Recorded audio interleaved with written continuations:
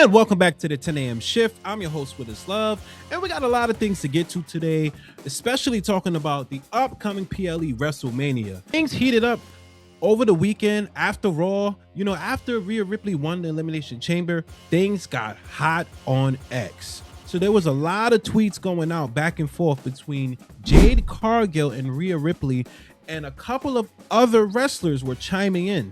Chelsea Green, Piper, and a lot of people were giving their 2 cents. So there's a lot of heat on Jade right now. A lot of people are saying that she is rubbing the locker room the wrong way. And look, so what? She's a heel. That's what she's supposed to be doing. She's supposed to be rubbing people the wrong way. She is a heel. She is supposed to be portraying the attitude of I'm the best, I'm the champion, nobody could beat me, and what? And I love it. I love the fact that they're going back and forth on X and they're going at each other, taking shots below the belt, which has been the common thing for WrestleMania right now, as CM Punk and Roman Reigns were doing the same thing. We're going to get to them in a minute. But, you know, I love this for Jade because now she's becoming the most hated, right? And that's something that's great for a heel, right? So now you got somebody you want to root against at WrestleMania. And then Rhea Ripley being the face. Everybody loves Rhea. Oh my gosh, she's great. This, that, and the third. And now you have a face and a heel, and you have a selling match for the card. It's beautiful. It's perfect. Now, are these tweets probably personal? Yes. Is it real? My guess, no. I think it's a work. I think they are working over the crowd. They're working over the fans to get them all rattled up so they can go for the bad guy, go for the good guy. So it's a great strategy by WWE. Shout out to all the wrestlers involved. It's a great work. And I believe that Jade Cargill, I think she's going to retain the title. I don't think Rhea Ripley wins at WrestleMania this year, because if she wins, right, what happens to Jade after that? Because this was an audible. The reason why this match even exists is because Bianca Belair is not back. Naomi's pregnant. They was going to run that storyline all the way to the end. But now that they don't have those two, they had to pivot and they had to make the best match that they can to sell those tickets. So they made Rhea and Jade, which is the greatest business decision they made out of the roster that they have. So WWE, good job. I think Jade's going to retain. You guys, comment down below who you think is going to win the match between Jade Cargill and Rhea Ripley. And give your opinion on the WrestleMania card so far. What do you guys think? Are you guys excited for the matches? And we'll keep it going. CM Punk and Roman Reigns are now going to hell with these promos. They are hitting way below the belt. People are saying it's too far. Some people are saying, you know, Roman and them mentioned Cody's dad and this and that and the third. People think that Roman's going to mention his dog on the next Raw. Listen. They need to build up steam for this match. We all know that they don't like each other. Didn't like each other. We knew this from War Games. We knew this from back then. We knew this from when CM Punk came back. Like, they don't like each other. So to me, I think it's a great way to build anticipation for the match because they don't really have a lot of screen time together. You know, Roman's a part-timer and CM Punk is a fighting champion. So you're not going to see them a lot on TV. So whenever they have these interactions, it has to be hot. It has to be crazy because like it's only a few before WrestleMania. So whenever they get a chance to go pound for pound in the ring, they go at it on the mic. But the greatest thing about this, and a lot of people are not mentioning this, I want to give Roman Reigns a lot of credit. The way that he has developed his character over the years is just something to admire. Like, he's reached a level of like, this guy is just the package deal. He literally could not cut promos early on in his career. He just couldn't do it. And now he's going toe to toe with one of the best guys on the mic in the company's history. He is literally beating him in some of these promos. So you have to give Roman Reigns a lot of credit because before he could not cut promos. It was to the point where John Cena had to tell him, go ahead, get your lines, go ahead, remember your lines, and let me show you how to do this. And that was such a moment.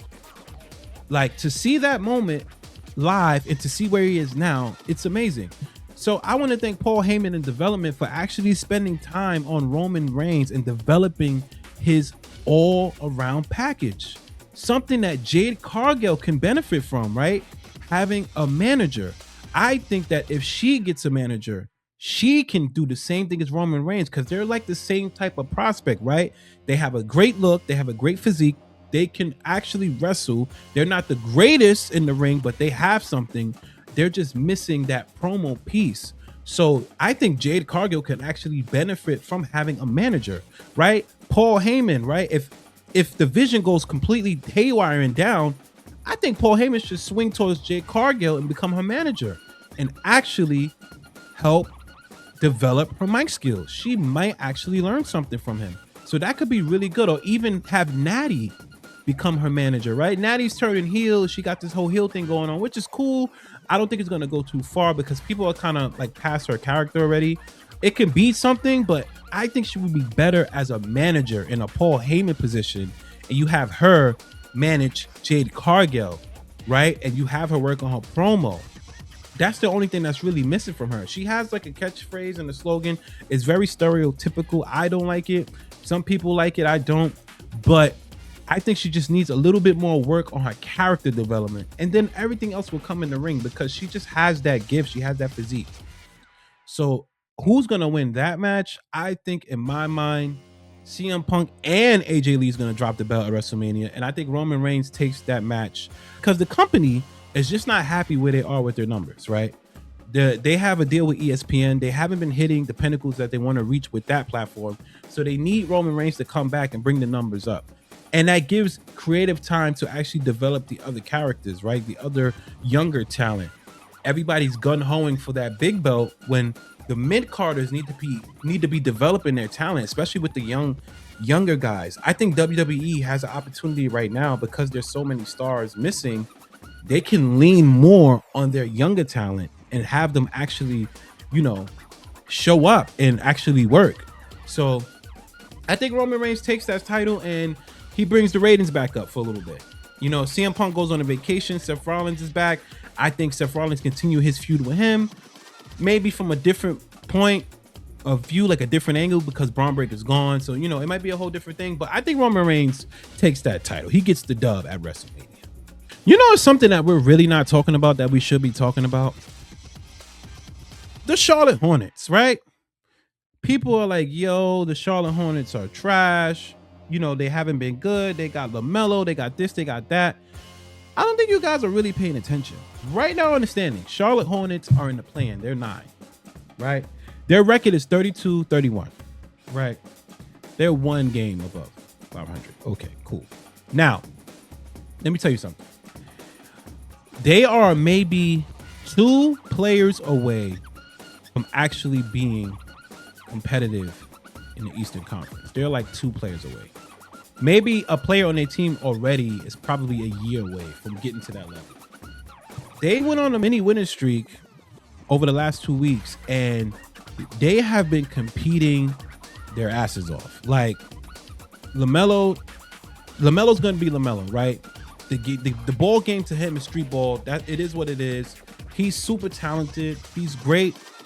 So when you put those pieces around him to kind of make up for all of his mistakes and some of his defensive laps, they can be a really good team because they can outscore a lot of teams, right? Miles Bridges, Brandon Miller, and all these guys on their team, Trey Mann and all of these guys, they have a lot of pieces. And I think that they're 2 pieces away from actually being competitive. People got to really pay attention, because they remind me of like when Detroit was like 2 years ago, or where OKC was 2 years ago. They're like close to that now, to where like they're beating the top teams by like 20 or 15, and it's looking very convincing. So you guys need to pay attention to the Charlotte Hornets. Don't be surprised they make some noise in the play-in this year.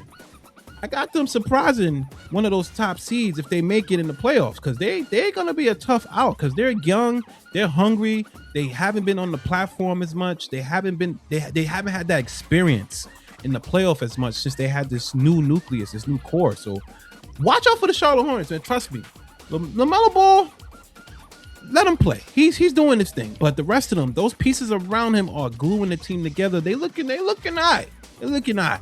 Watch out for them. They just dropped the Lanterns trailer the other day. Well, apparently it leaked first, and then it was like, you know what, we just gonna put it out because why not? We already, it was already leaked. And here's what I need to say about that. A lot of people were giving it a lot of backlash. They were going tit for tat with these tiny, minute details about the trailer. And it's literally just a trailer. We don't know what's gonna happen in the show.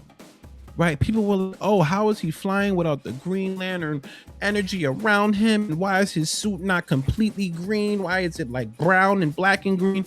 You guys are nitpicking for no reason. I get it. You guys want it to be comic book accurate, but sometimes that does not translate well to the real world. It doesn't translate well to a broader audience.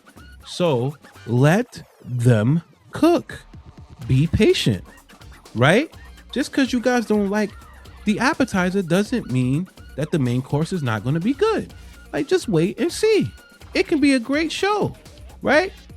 We got 2 great Green Lanterns, right? We got Hal Jordan, right? And we got Jon Stewart. 2 great Green Lanterns. People were like, oh, how he doesn't understand the other Green Lanterns. He said they're aliens. Like it was weird to him. Bro, just let them cook, bro. Like, give it time. We'll see what happens when the show come out, and then they have a lot of these mistakes. Then we could critique the creators in the show, like, yo, you guys messed up, But for now, let them cook. Like, let DC cook. Like, this is a new team. Let them cook, man.